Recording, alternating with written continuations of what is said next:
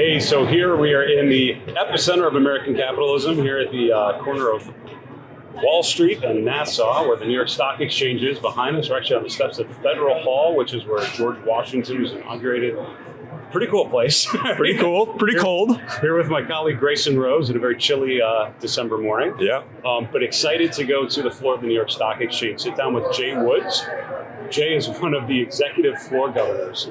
So he is one of the senior guys on the floor of the stock exchange, which is going to be really cool. What are you looking up for? I mean, there's so much history here that we really are at the center of all financial history, and there's so much that goes on at the exchange that most people at home really don't know. I mean, most people in the industry don't even know. It's truly amazing. So we're going to get sort of a behind-the-scenes look at what happens here, the market makers, and how everything really works on the floor, which is just fascinating. And so I'm really excited about asking him about just his process and how charts fit into it. Right. So you think of traders, think of brokers doing really short-term stuff, but from what I know of Jay, he's actually a big chart guy. So I'm curious how he takes what a lot of us use day to day, but applies it into a pretty fluid, pretty dynamic environment on the floor. Yeah. So should be pretty cool. Let's get in there.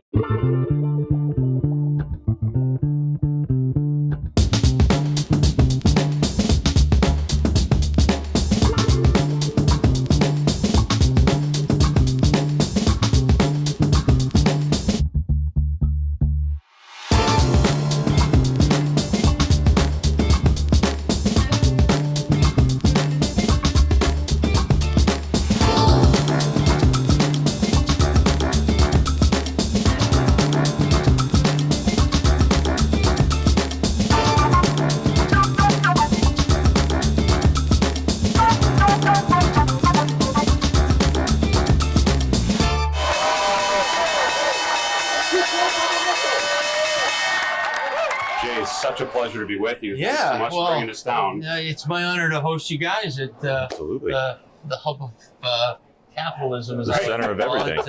It's a great place to work. I've been here for 27 years, and wow, you never know what you're going to get from day to day. And having you here and doing this is a first for me, so I'm excited. Yeah. We've talked about. I mean, we're really excited to sit down with you. We're excited to share with our viewers what the experience is on the floor of the exchange, and particularly how your roles evolved over time, and then in particular how you look at charts, how that fits into your thinking about what you do. Well, let's since we're under the Bell podium, let's talk about the New York Stock Exchange first. Please. I've been here for 27 years. I started in the business as an intern with a small operation on a trading desk, answering the phone, yelling and screaming across a busy trading floor, and it was euphoric. I got the rush, the buzz for trading. Not many people know this, but I was charting stocks since I was 8 years old. I have an uncle, a rather famous uncle in this world, Ralph Acampor. You may have heard of him. Of course, who had me charting stock charts of IBM and GM as an 8-year-old, and it never really took. I understood it, but it wasn't until I got that intern experience that I fell in love with the industry and trading. And so I got away from the analytical and into the trading aspect, but it was the charting that built the foundation for what made me become a successful trader and how I use it today. But where we are right now, in another 15 minutes, we can't stand here. We're going to have to move. We're here before the opening.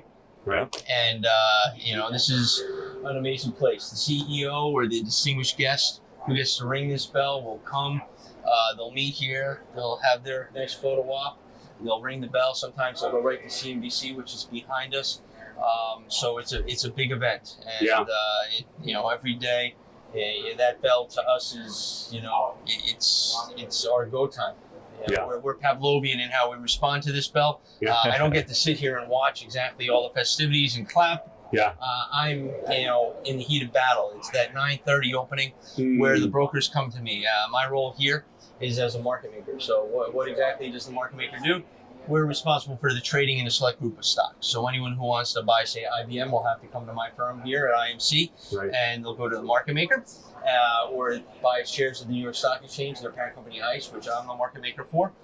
They'll come to me, and we will negotiate that first trade. So it can get a little chaotic at times, especially if there's news on one of the stocks. And it's my job to make sure buyers and sellers are represented, and we price the stock accordingly. Once we do that, we open the stock at 9:30, so I hear that bell, we have to go. Right. So it's a crazy time. You mentioned in particular the bell and the sound of the bell. I was talking to one of the floor guys yesterday. Yeah. We talked about the closing bell, and it rings for like 15 seconds or something, and you hear that, and all of a sudden you switch into a 45 certain mental seconds state, to, right? oh yes, that's the last. So it's really like a tangible, you can feel it, right? You can, you anticipate it, and once that bell stops, we're done trading. So that's the one thing. At 4 o'clock, it's over. So my job is done. You have to make a decision, and that's where the charts come into play. And we'll walk around the floor a little bit, and we'll talk more about how the charts have played a role in my career and what I look for. I do have a CMT like you, and I'm very proud of that. And there are lots of different things that influence my trading. Some new indicators I'm learning about, and some old standbys that I use all the time. But as we're getting closer to the bell, I think we're going to have to move from this location. All right, sure. And let's go to where I trade. Perfect. And I'll show you what I do and how I set up. And, All right, we'll let's go. Great. There we go.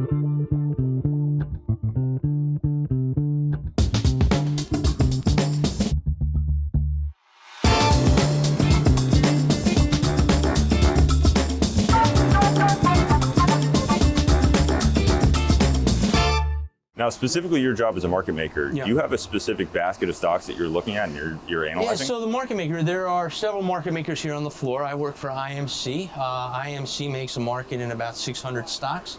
I trade 28. So basically my job is to trade 28 stocks, which to someone at home, you don't get to pick and choose what you trade. I know my 28 stocks inside and out.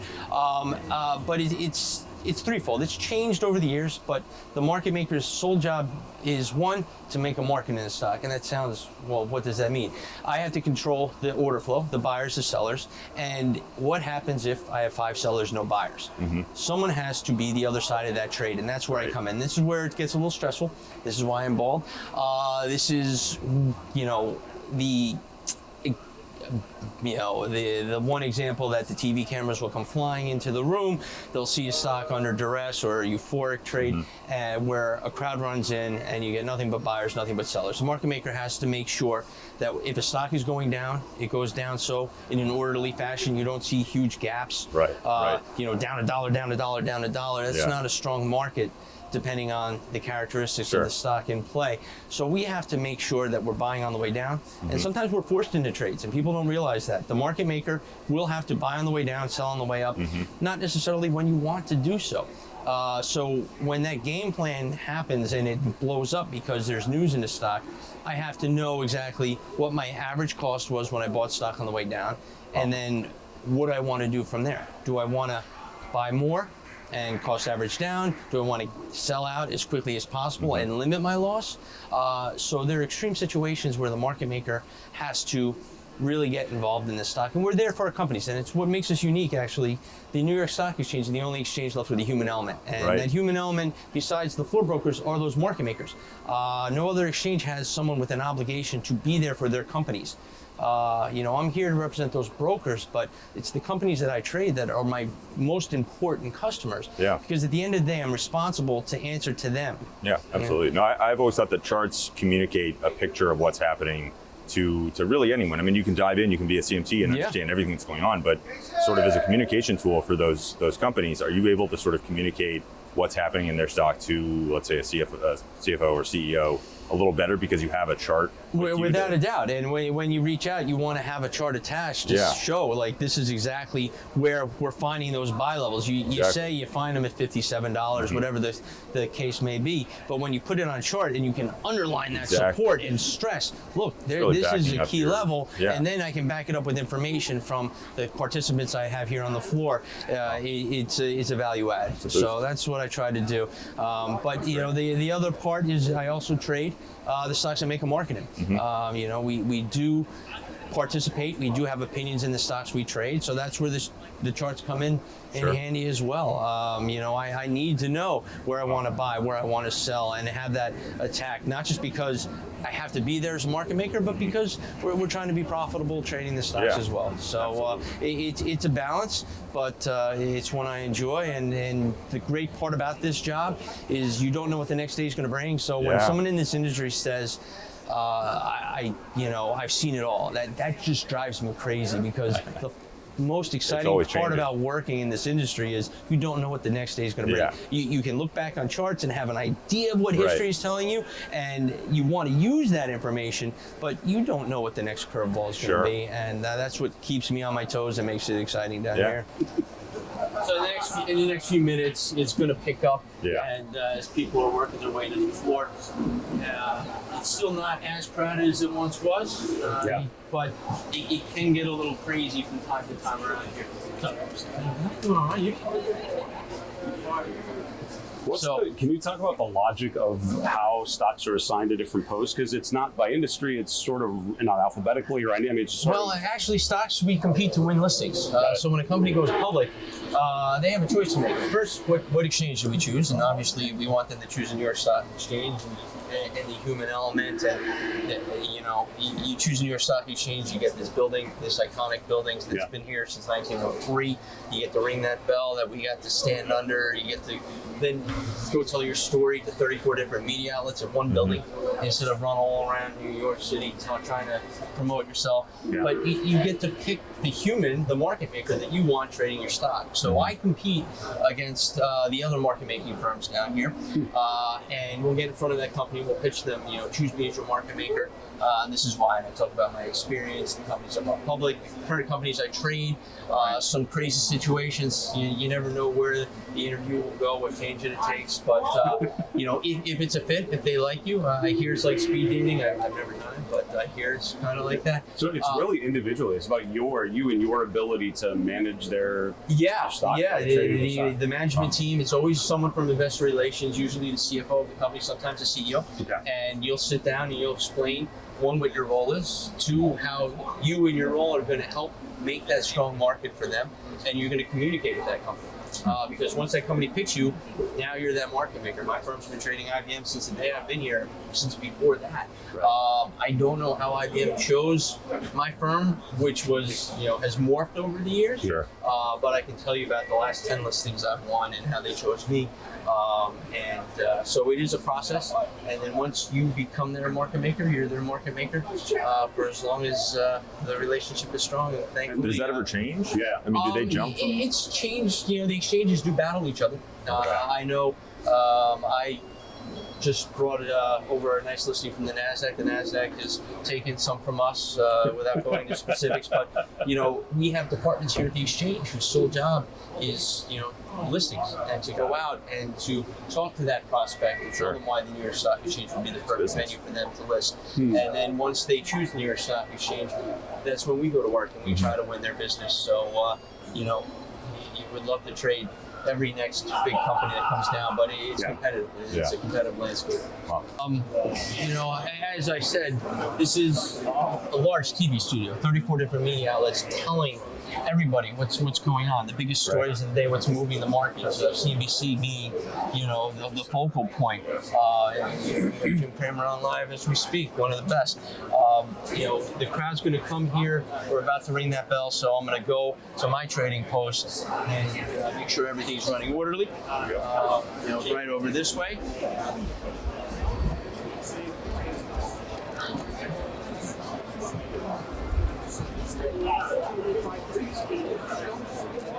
So as you can see, now the market makers are all in their spots. A little bit, The show is about to start, and the brokers, they're around the perimeter of this room. They sit comfortably, by the way. I get to stand all day. They sit, and they're on their computers, and they're getting their orders, and they're talking to their customers, figuring out what their game plan is. They're going to come to me in a few minutes, and if they have an order of one of my stocks, they're going to ask, how is it looking? And I'm going to give them an indication, a price indication, and I'm going to give them the volume with it, because they need to know the volume, because that's important to them now, and we're going to slowly work through that process. All right, so I'm going to give you a little preview or a sneak peek behind the scenes. Not a lot of people get to come this way.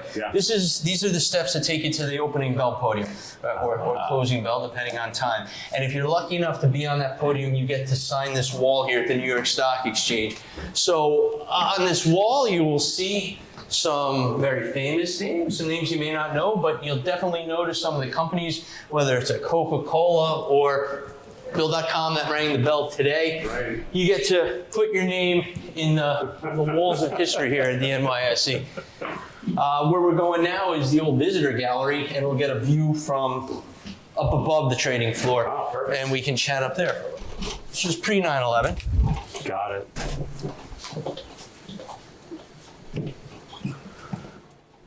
So before 9/11, this was a whole separate entity. These doors opened and it went down to Broad Street, where people from the public could get a ticket to come and watch the traders trade. Right.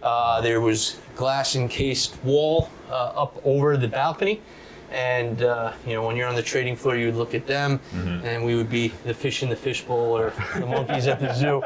But after 9/11, this place got closed off to the public. So the only way to get to the floor is to know somebody or to be with one of our listed companies to come down. So we're going to go to that balcony and we can chit chat. And as you look in here, we have some of the mementos that some of our guests have given us. Wow. Hey. All right. It's all good.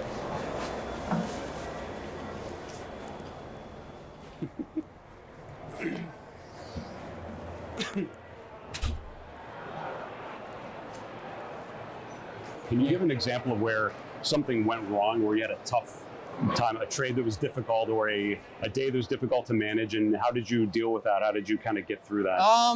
There are a few days, No specifics if no you don't specific, want to. well, yeah, I won't go into specific. There are a couple of good specific trades, Okay. where you really screwed up or you really did well. Yeah. I'd like to talk historically, because we're going to talk a little bit about the history of this place. Absolutely. I think the best day of my career was 9/17/01, which was September 17th, 2001. Yeah. That was the first day we opened after the attacks. That's now, right. that morning on 9/11, the attacks happened before we opened. We never opened that day. Right. So, the people, we were 2 blocks away from the action. And it was a day we all have our own stories of how we got out of the building, what we saw, who we were with, how did we get home. And there was 4 days the market was closed. The longest stretch since, I think, World War II that the stock market was closed. We don't like to close more than a day. 2 days in a row is a no-no. So coming back into this building, seeing the people, knowing the market was going to be down, I think it was down 6.6% that day. Yeah. As a market maker, you're going to be under stress, you're going to be under duress, you're going to lose money. But my firm, which was Goldman Sachs at the time, we had a big meeting with our leadership here on the floor, and no one was worried about a P&L. It was all about the people, making a strong market, being there for our listed companies, being there for the people that all had their own stories that day. Yeah.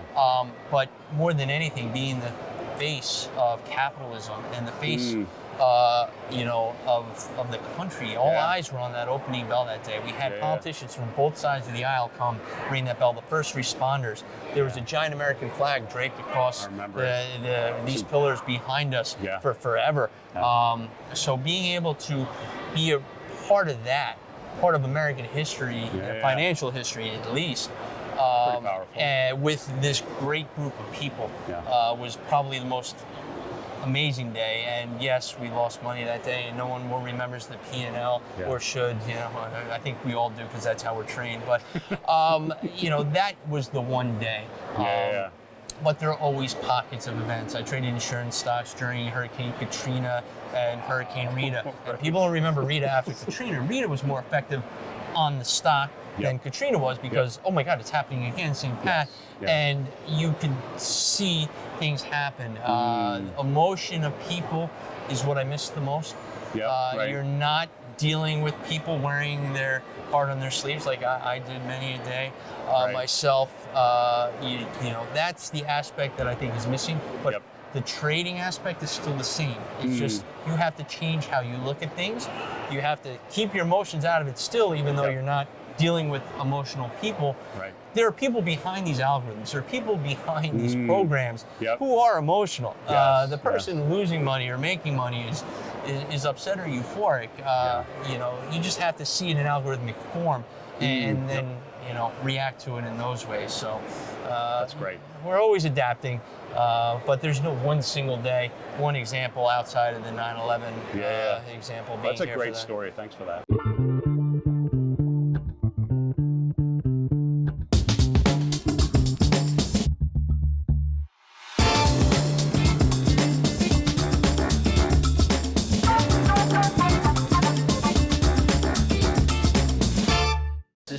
founding document, the Buttonwood Agreement. Wow. So this is what started it all. Yeah. This was an agreement signed in 1792 by the founding members of the New York Stock Exchange. Back in 1792, they used to trade outside. They traded under a buttonwood tree, which is a sycamore. As you can see, this is a sycamore behind it. Right. Little fact I learned the other day, it was called buttonwood. One of the reasons it was called buttonwood because the wood on the sycamore tree was used to make buttons back in the day. Who knew? Can't verify 100% accuracy on that, but Yeah. it's a great story nonetheless. Sure. But this is important for many reasons. It set basically the guidelines for what we have today. Things have changed, but the rules haven't. And back then, these 24 members, they agreed to form a union where their word was their bond. And whenever a trade was consummated, it was a handshake deal. And if you said you bought and I said I sold, it was basically a deal based on our word. And if someone broke their word, they would be kicked out of the membership. So we like to highlight this here at the exchange. I know John Astor is one of the 24 members who signed this. You can go to Investopedia or your Google and find out a lot more information than I can tell you here. But we take great pride on having this document front and center for our guests to see because it is still relevant today, 227 years later. Yeah. Wow. What can you tell us about? I mean, it's interesting. It was designed as a membership, sort of like they all come together as members. And it's funny that as the New York Stock Exchange grew, that idea of the membership continued, right? I mean, that was sort of the way exactly. It was structured. I mean, these were the first broker dealers of their time. They basically executed trades on behalf of their clientele, and they had a fixed commission, which was part of the agreement that they would trade, and that commission was a flat commission. In order to actually execute that trade, you had to use these members. Now, as we grew, the membership grew to 1,366 members, and each membership the members had what was known as seats. So you would buy a seat to trade on the exchange. Now, not everyone owned a seat. People would own a seat and then lease them out. I was on a lease for years. I never owned a seat. But in 2005, the membership ended as we went to a publicly traded company. And so there are no longer seats. There's a fee you have to pay to trade on the exchange, but the membership as it once was is no longer the same as it is today. Right. So now the Buttonwood tree is no longer on Wall Street. Yeah, right. It didn't stand the test of time. It came down in a storm, but the Buttonwood tree was 100 yards from here. This exchange is the third interior exchange because it was under the Buttonwood tree. We've been here since 1903, and it's hopefully here for another 100, 200 years. It's good to share this history with viewers and with people outside of Wall Street, because I think most people kind of think that the exchanges started somewhere 1900, something like that, but the history goes back so much farther than I think people really understand. And what they traded was a lot different than obviously. I mean, this helped finance the railroads and the expansion west, and let the economy grow. So Jay, we got some charts on the screen behind you, and I think that a lot of the viewers at home probably don't know how technical analysis and charting really factors into your role here and what you do. Every morning I get on the floor around 7:30. Okay.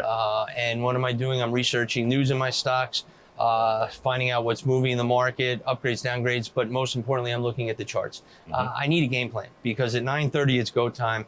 And if I'm not ready and I don't have an idea where a stock's been trading, how it's been moving, how it closed the day before, I'm not prepared. And how do I game plan? The first thing I do is look up a chart. I think the first thing anyone does when you hear someone on TV, let's look at Apple today, and then you see a chart in the background. Well, that tells you the story. And I need to know what the story is, and I'm not allowed to go into specifics about the stocks that I trade or their charts or my feelings on those. But, if I don't know levels of support and resistance right out of the gate, I'm lost. I have to be ready for any turn, and as you guys know, this market can move very quickly. Absolutely. One tweet and your game plan that I had at 9:30 is upside down at 9:31. And it may be a sad way to live, but I always think, what's the worst thing that can happen when I get into a trade and have an exit strategy planned? Obviously if I buy something, it goes up, I make money, that's that's the plan. That's great. But what happens if it goes wrong? What is my game plan? This is kind of cliche, but 4 things can happen when you enter a trade. You can make a little bit of money, which is a good thing. You make a lot of money, which is a great thing. You can lose money, and you can lose a lot of money. And in order to survive in my business, you have to avoid the losing a lot of money. Sure. And you can't let your behavior dictate or your frustration dictate how you're going to trade. So if I don't have that plan of attack, which I set out mostly by the charts, if it doesn't hold a certain level, I'm out. And maybe it was a bad decision, but I've got to have that, strategy in place to limit a loss, because if it gets out of control, then it could be problematic. So we were talking about how you think about charting, how it fits into your process. Can you talk a little bit about the long term versus the short term? So you're very focused granularly on what's moving tick to tick during the day, but how do you think about the bigger picture? How do you think about longer term charts? How does that relate to the short term? It's funny because what I do long term to me could be 10 minutes, 15 minutes. That's true. But you have to look at, like anyone looking at charts, know your time horizon, know your time frame. I like to look at the 1 year charts first. Okay. Give me a broad scope of what's been going on in the stock. Right. Good levels of support resistance trend lines, and then bring it closer. Bring it closer to 1 month, 3 months, and then really see what's going on. My time horizon, like I said, depending on the stock, depending on its average daily volume, I could be looking for moves in a 10-cent range and trying to capitalize on those. But for the bigger moves, for the more profitable moves, you're looking for reversals. You're looking for breakouts, breakdowns, something that can really cause a momentum swing. And then once that momentum swing comes into place, you then want to be on the right side of it.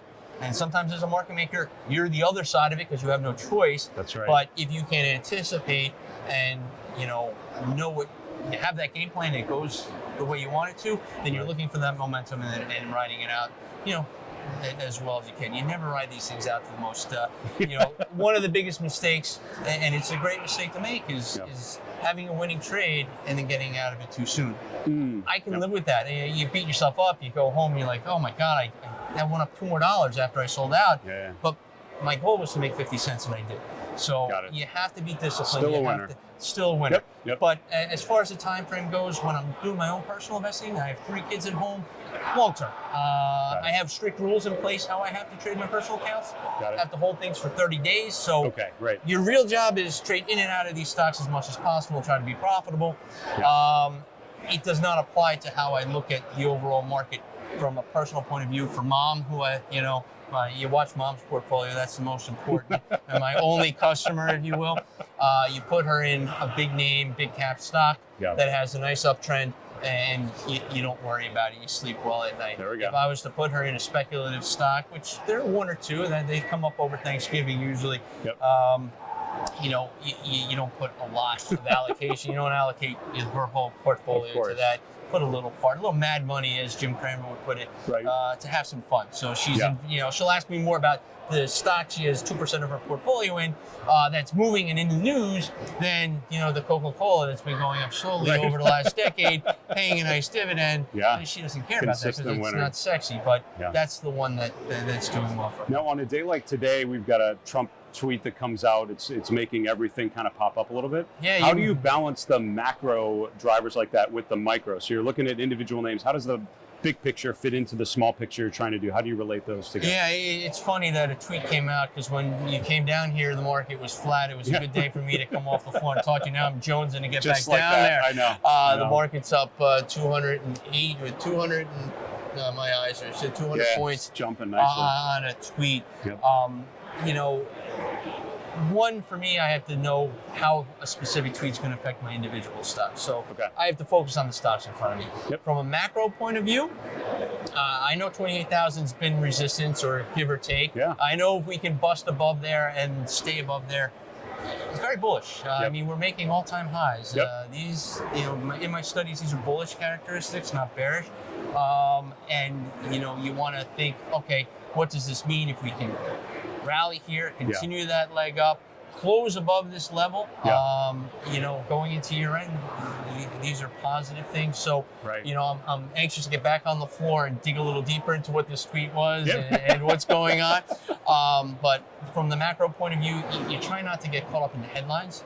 Okay. Yep. I know what the charts tell me, and I know what the prices I'm looking at. Yeah. And if it breaks above that price, say 28,000, give Yeah. or take 100 points, and we close above it, and hopefully there's a little volume behind it. Right.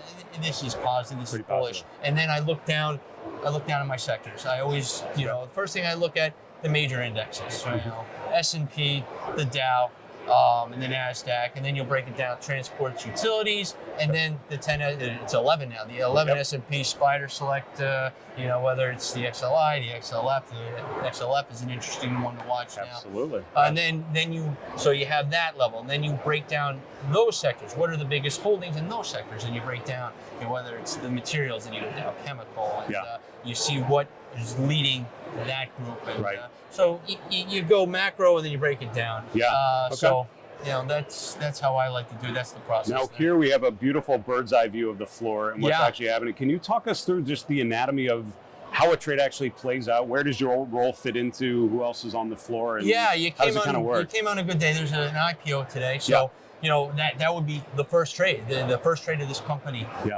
ever, and so that gets priced by the banking team. The banking team comes up with a price, but based off of that price, we now go to the market maker, and there's a scrum around the market maker, and those will be the institutional banking team that will work with the market maker, build the book.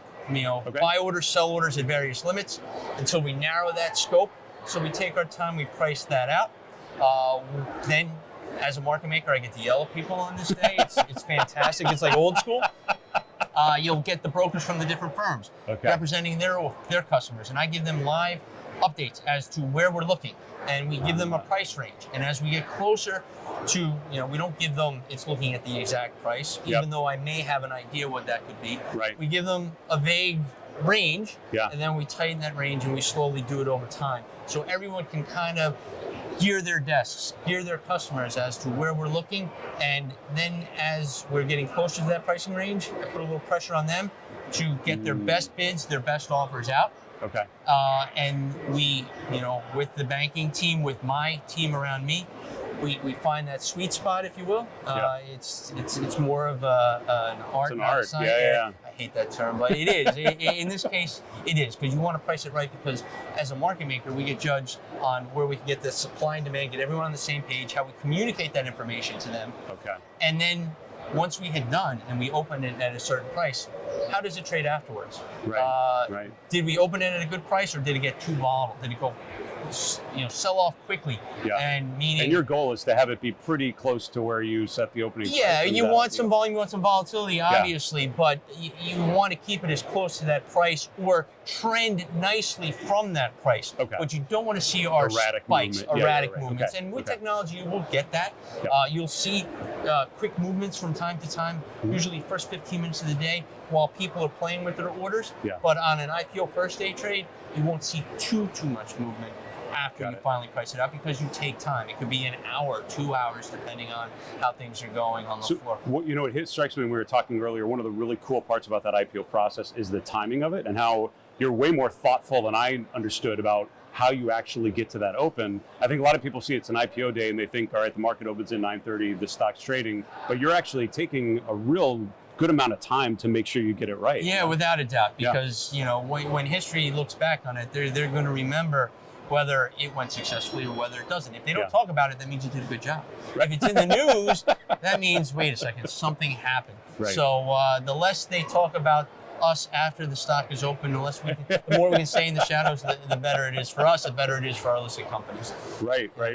Can you talk a little bit just briefly about your role as an executive floor governor? Because I know that's a pretty impressive height that you've reached. Yeah. What does that mean, and what is your role particularly to that? Okay, well, there's a hierarchy here at the exchange, and it meant a lot more when there were 5,000 people on this trading floor. It's still a huge deal, though. I don't want to downplay it, but it is a big deal. Yes. There are 6 So there are 6 red stripes, as we call them, executive floor governors, then governors, and then floor officials. People have to be nominated for that role and then approved by the floor community. Got it. So there, being only 6 red stripes, as I'm called, is a pretty big deal because there's a nomination process, and my peers voted for me to represent them in matters of the floor.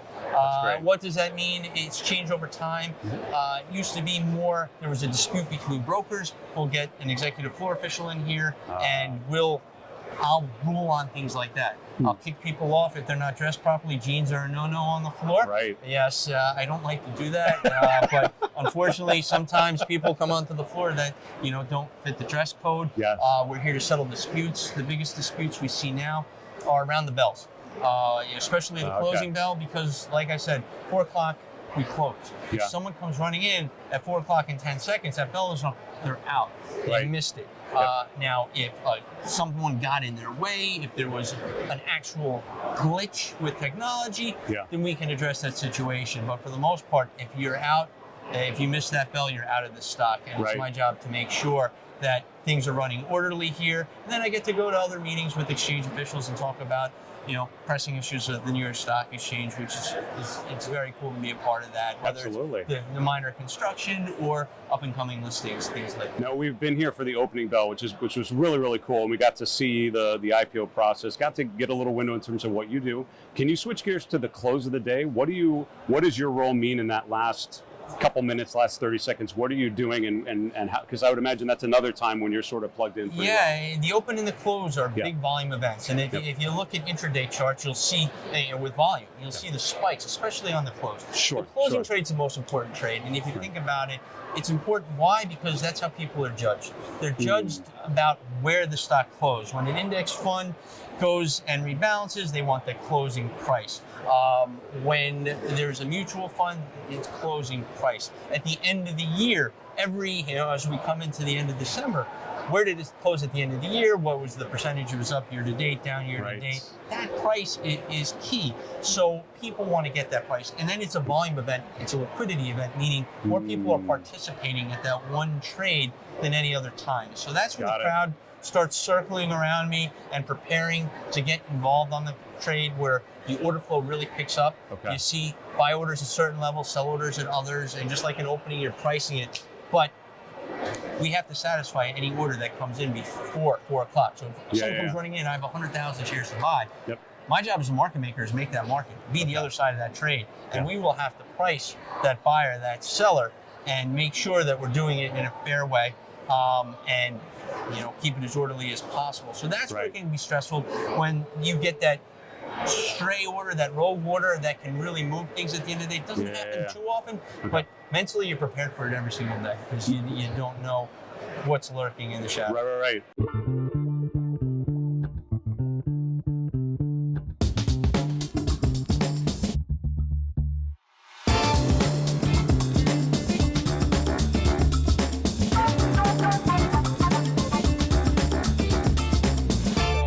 Things have changed, and it will always change. It will always evolve, and you have to think about what the next move is and how you make yourself useful, whether it's communicating with the company, to the floor community and that change, or to the ever-changing landscape of trading. And we see it in our industry all the time. All the new indicators that come along, anything that can give you a little bit of an edge. The way trading has changed. Behavior used to be a big thing for us because I'd see the faces and I could, hear the buzz in this room. Now the buzz isn't really there. The market would be up or down 300 points and you don't get that sense from the noise you hear. So you have to figure out a different way of what's moving and what's driving, and and that kind of goes back to VWAP, which is big, and then the curveball tweet, as we were talking about earlier. So there's always going to be something new, and you have to figure out what that's going to be, make yourself relevant to that, and hopefully excel with that next change. So I hope you enjoyed a pretty cool trip around the floor of the New York Stock Exchange. Conversation with Jay was just awesome. Epic. What a cool guy, but I mean, just so much knowledge about the history, but then also what he does. I mean, I feel like I have such a better sense of just how things work. And it's changed so much over time, but in really interesting ways, and to learn more about those changes and what Jay does now. And I mean, it's just fascinating to see all of that sort of behind the scenes info. It's so funny because we talk a lot on the show about the human, behavior in the markets and all of that. And even in a time when the floor has evolved and there's so much technology, with that IPO we watch, I mean, it's still a very human, very interactive thing. Yeah. They are, which is kind of cool. Yeah, and to see Jay, looking at charts and actually sharing that analysis with companies, I mean, it's fascinating. It's pretty good really stuff. Fascinating. So more to come. We have, I think, tentatively been invited back, so we'll hope to be back on the floor visiting for phase 2 of this discussion. But a really cool trip here in New York, which we'll look forward to sharing more with you guys soon. So long from New York. Take care.